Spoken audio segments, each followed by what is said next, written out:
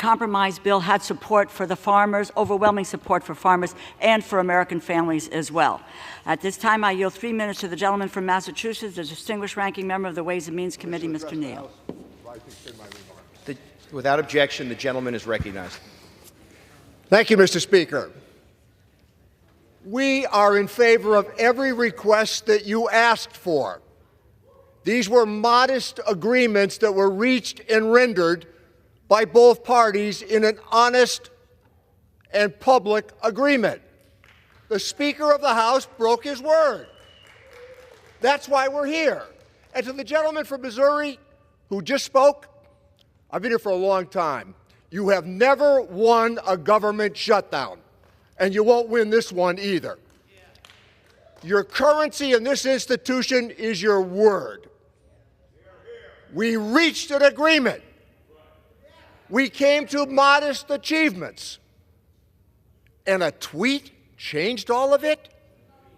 Can you imagine what the next 2 years are going to be like if every time the Congress works its will and then there's a tweet? Or from an individual who has no official portfolio, who threatens members on the Republican side with a primary, and they succumb? This institution has a separate responsibility based upon the separation of powers. Members of Congress don't serve under presidents of the United States. It's called the national principle. I'm in favor of aid to North Carolina. I'm in support of aid to the farmers in Missouri. We come to the aid of the American family at moments like this, but you walked away from your word. You walked away from an agreement. That's what we're bothered by. A simple suggestion from the president-elect that you ought to abandon that principle? And this is what this is about. This is trying to raise the debt ceiling to disguise a big tax cut that they want to offer later on. In December of 2017, the TCJA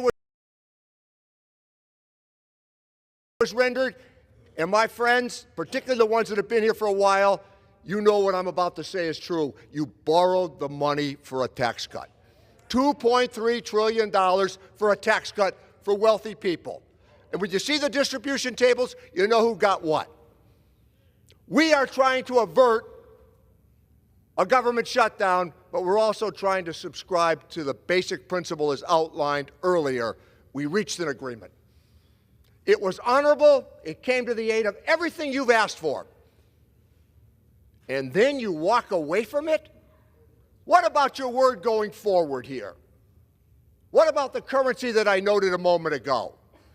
And I want to tell you, you cannot win a government shutdown, and you won't win this one either.